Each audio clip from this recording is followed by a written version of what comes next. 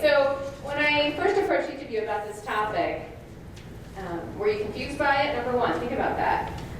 But secondly, think about when you decided to get in real estate. And I know a little bit about most of your stories about how you got here. So what were your challenges up front?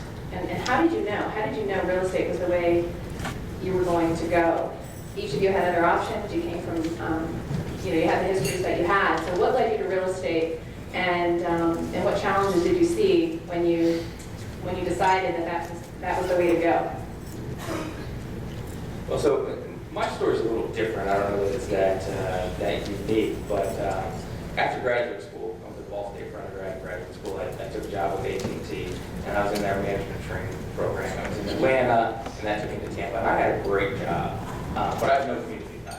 And I kind of wanted to have that, though I didn't know anybody in Tampa. And for those of you that don't know, my father was in real estate here.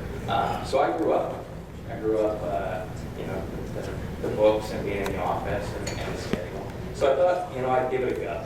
And so at that point in time, that was 2003. And bear in mind, this was 2003 in Florida, and the market was hot. It was really good. So I decided, get my license and try it. And while everybody else at AT&T was going on, lunch breaks, cigarette breaks, I'm in the parking garage, cold calling or warm calling leads. It wasn't long before it was 1 year, and I decided that I could leave my corporate job and kind of do my own thing. But the challenges that I had was I didn't know the market. I kind of had a good grasp of the business. But the real opportunities that I had was that I had a technology background. I was young. And you got to remember, even though it was 10 years ago, this was before Trulia, Zillow, Realtor.com, none of that stuff existed. So the internet, essentially in real estate, was brand new, and I was kind of on the ground floor of that in a real hot market, so it gave me a chance to see it and do a lot of deals and give me, a lot of experience in a short amount of time that takes, sometimes a long time to get. So that's kind of, the challenges and the opportunities, but I overcame the challenges just by working hard. Making calls and staying in front of people and talking to people and going to open houses and pulling broker openings and meeting people. So, Glenn? So the question is, my biggest challenge? Way back. Way back. Okay, so I think you guys can all identify with this.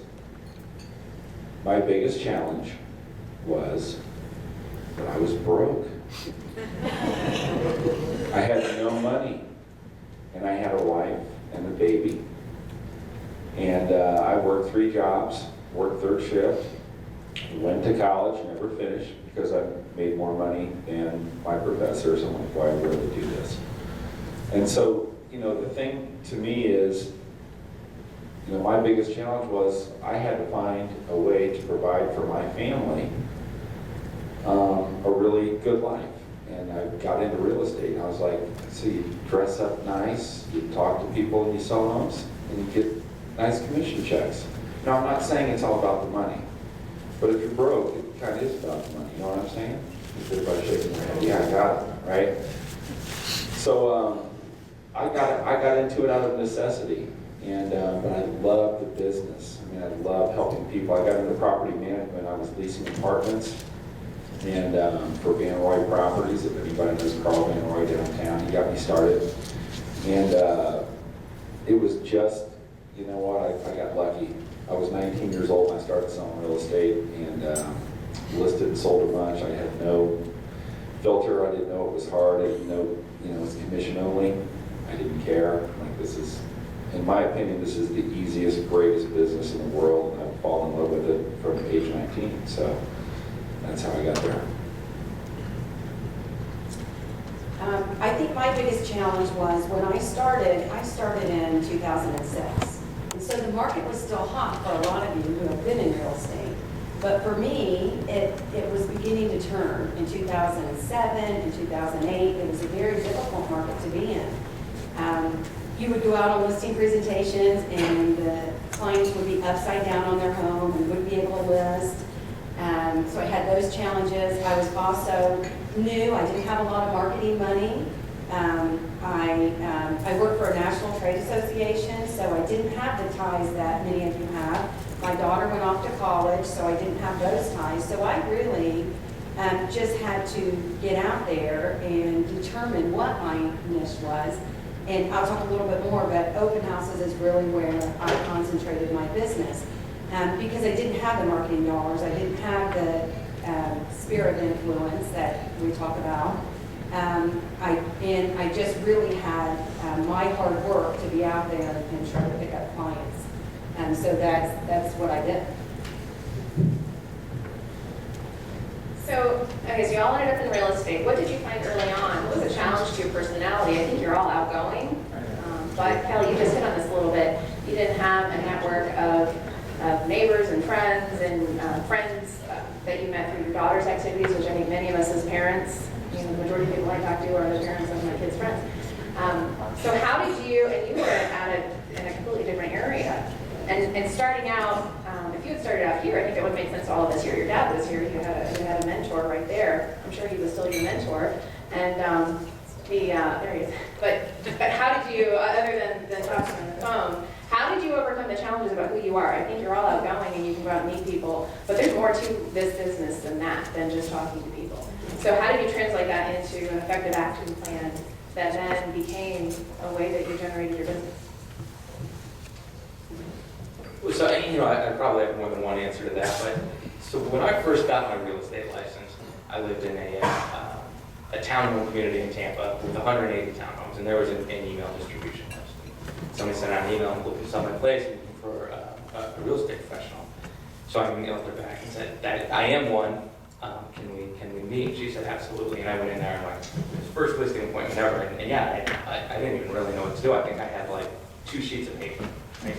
And now I have more than that. So, the questions were how many homes in our neighborhood have you sold? I had how many homes in South Tampa, which is kind of the overall area where we live. And I was like, well, I really haven't. Have you ever sold a home? No. Why on earth would I hire you? And I said, look, I've got nothing better to do than sell your house. And that's it. You're my only customer. And she said, okay, well, I'm gonna hire you, but it's a 3-month listing agreement. I was like, okay. So, and I sold the house. I actually got both sides of the deal. I double-ended it because I'm just sitting there doing open houses every day. So, but what I did was, I leveraged that relationship into more relationships. So she was happy with my services, and she got on that email distribution list and said, hey guys, I use Jason, who's one of our neighbors, to sell my house. He's brand new in the business, he's young, he's aggressive, and he did a fantastic job. And then I sent out postcards, and I sent out more postcards, and just listed and just sold. Well, in the span of 3 years, in a townhome community of 180, I did 24 sides. I had 72% of the market in this one neighborhood because of one deal and then talking about it. And so I guess that's how I built it. And when I had a professor one time, it was actually a graduate school, and he said, it's sometimes it's not enough just to do something good.